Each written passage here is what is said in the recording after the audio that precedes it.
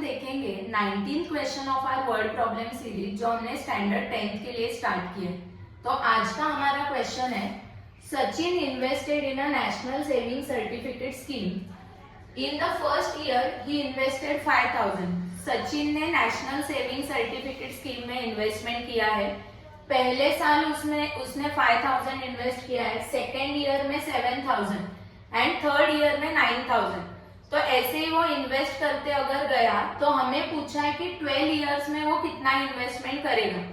अभी 12 इयर्स में वो कितना इन्वेस्टमेंट करेगा, इसका मतलब क्या है, हर साल जो भी अमाउंट वो इन्वेस्ट करता है हमें उसकी क्या करनी है, एडिशन करनी है। तो जब भी एडिशन करनी होती है, टोटल करनी होती है, तो हमें एसएन का फॉर्मूला यूज करना है।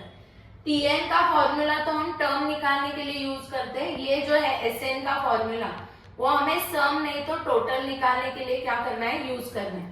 तो पहले तो हम लिखेंगे कि उसने अमाउंट कितना इन्वेस्ट किया है, 5000, 7000, 9000 एंड सो ऑन। तो ये जो फर्स्ट टर्म है जिसको हम ए भी बोलते हैं, नहीं तो T1 भी बोल सकते हैं, ये कितना दिया है, 5000। सेकेंड टर्म कितना है, 7000 एंड थर्ड टर्म कितना दिया है, 9000। तो यहाँ देखो हम डिफरेंस देखते हैं, दो कॉन्जिक्यूटिव टर्म में कितना डिफरेंस है। तो यहाँ हमें दिख रहा है T2 माइनस T1 कितना आ रहा है, 7000 माइनस 5000, तो क्या होगा, 2000 होगा।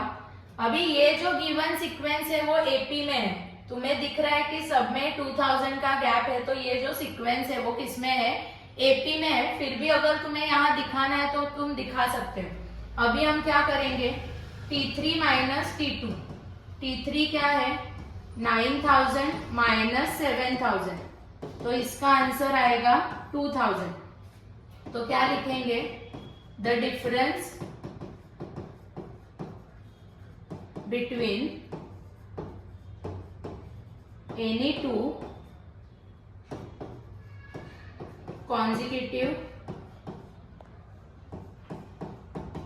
term is constant।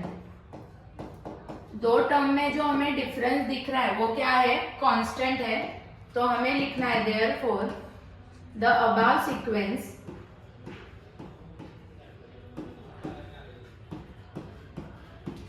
is an AP। जो गिवन सीक्वेंस है वो किस में है, एपी में है। तो हमें बोला है कि 12 इयर्स में वो कितना अमाउंट इन्वेस्ट करेगी, नहीं तो टोटल सेविंग उसका कितना होगा। इसका मतलब हमारा जो एन है वो क्या है, 12 है। तो यहाँ मैं लिखती हूँ, here a is equal to 5000, d is equal to 2000 and n कितना है, 12। 12 इयर्स में कितना अमाउंट इन्वेस्ट करेगी, मतलब हमें S12 फाइंड आउट करना है। तो हम SN का फॉर्मूला यूज करेंगे।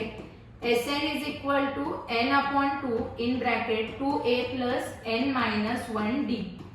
तो SN की जगह मैं लिखती हूँ S12 is equal to 12 upon 2, n की वैल्यू 12 लिखी है, 2 इंटू a क्या है, 5000 प्लस n माइनस 1, तो क्या होगा, 12 माइनस 1 एंड डिफरेंस कितना है, 2000 है।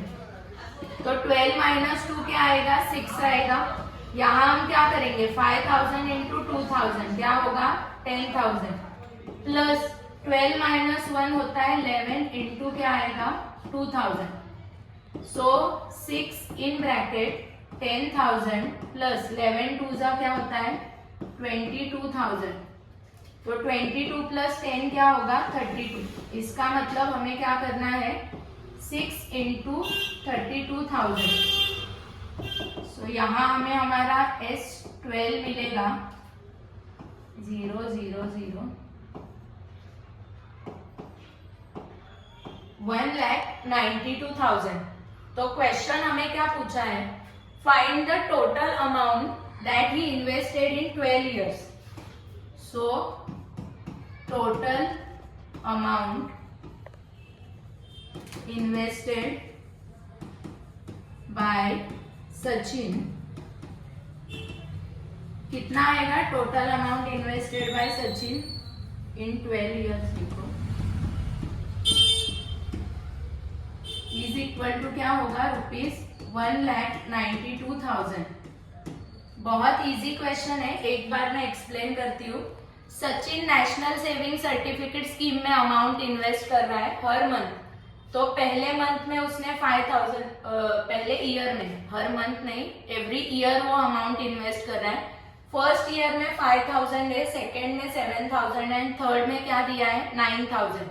तो ऐसे अगर वो इन्वेस्ट करता गया तो 12 ईयर्स के एंड में उसका टोटल सेविंग कितना होगा, टोटल इन्वेस्टमेंट कितना होगा, ये हमें फाइंड आउट करना था।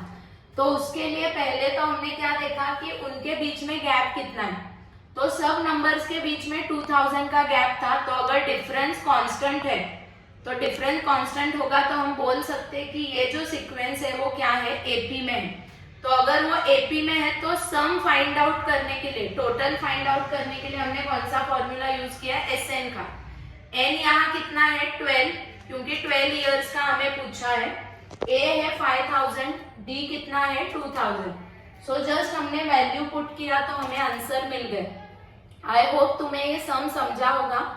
अगर तुम्हें ये समझा है तो तुम्हारे फ्रेंड्स के साथ भी ये वीडियो शेयर करना, सो दैट उनको भी अगर मैथ्स डिफिकल्ट जा रहा है तो ये वीडियो देख के शायद वो उनको थोड़ा इजी लग सकता है।